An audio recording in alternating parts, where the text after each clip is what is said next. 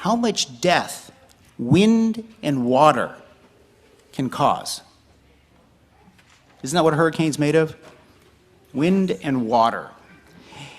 And these natural forces of wind and water are extremely powerful, not because they are one big monolithic thing. So a hurricane is not like gravity. It's not like it's a force in itself. But it's the force or the power is made up of a whole bunch of small things when you think about it. The rain comes down in small drops of water. But flooding happens when a lot of drops of water fall at the same time, in the same place, or fall within a short span of time. The wind. You ever thought about what wind is made of? Wind is the movement, the way I describe it, it's a movement of small air molecules. But when many, many air molecules move too fast in the same direction at the same time, it's amazing to think that that wind is strong enough, that collection of air molecules are strong enough to rip a building apart, or to even rip a tree right out of the ground and plant it into the sea. It's interesting we have that gospel text today. So it is amazing. It is amazing to think about the power when a lot of small things come together. You could say to this mulberry tree, be uprooted and planted in the sea, and it would obey you.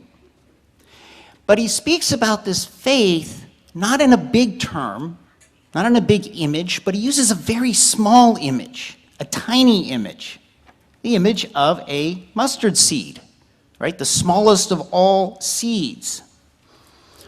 So I think what he is saying is that even with just a little amount of faith applied in the right way, at the right time, with the right conditions, over and over again, any and all limits could be overcome.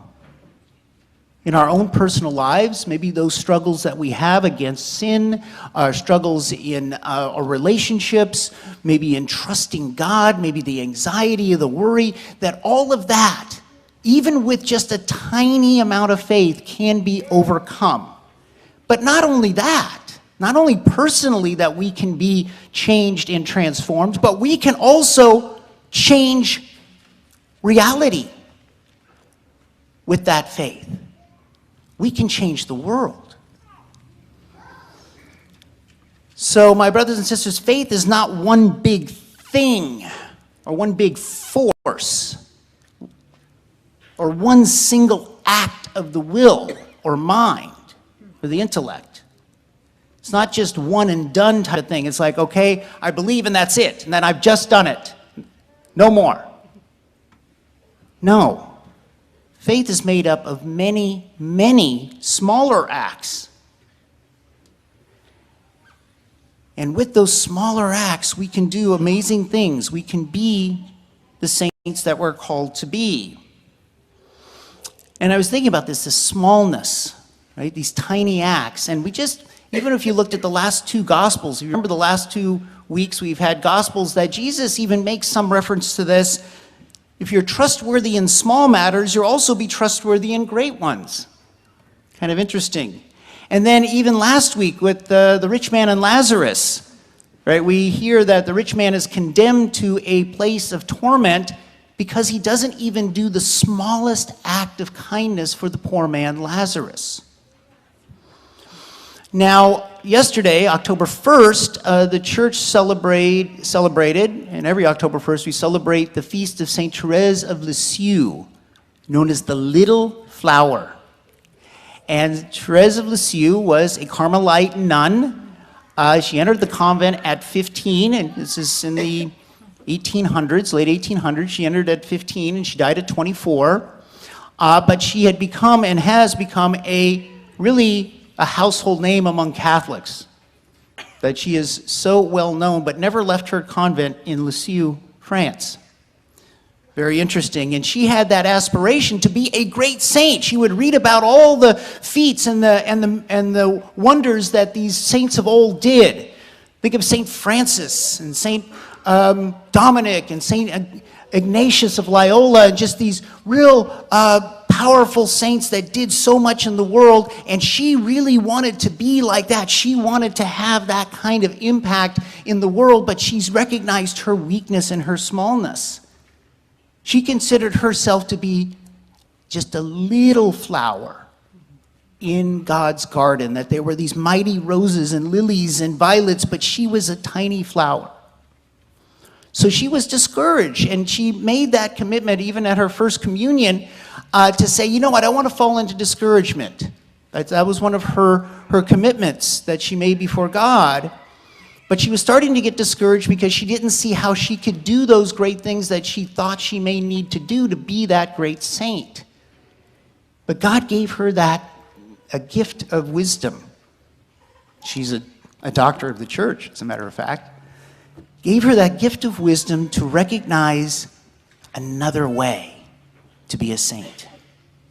Really the only way, in some sense, to be a saint when compared to God's greatness and majesty. And that is the little way. Doing little things with great love. That is what it means to be a saint. It's not the one big act. Even the martyrs, even at the end of their earthly lives and witnessing to Christ, allowing their bodies to be tortured and then killed for the sake of the faith, that wasn't done just in that moment. It was led up to by many, many small acts. That's kind of the hurricane that came together. All the little drops of water and the molecules of air came together in their faith to then have that power to be able to give their lives as a witness and be confident in knowing that God would reward them for their witness and their love. But so it's many small acts. And St. Therese would say it's all grace, and that's what we have to recognize too, that it's not us doing it, it's God doing it in us. And we're allowing that. So we consent in every little moment to allow God's power to come through. And so that faith, though, grows when we persevere one prayer at a time, one Sunday Mass at a time, one temptation resisted at a time, one act of mercy at a time. They just build on one another.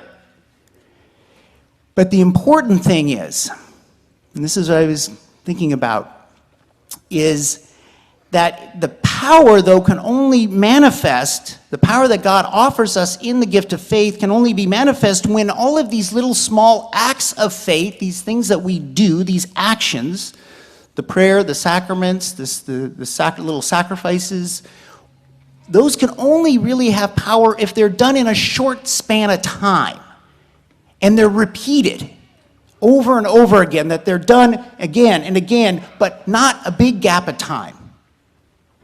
Think about it, we wouldn't be able to accumulate any water if there's like one drop of water comes from the sky, from the rain, and then 15 minutes later another drop of water comes down. That wouldn't do anything. That wouldn't have any power. And that's the same thing with our faith. If we just say a prayer on Sunday, then we wait 7 days to say another prayer, that's not going to do much when you think about it.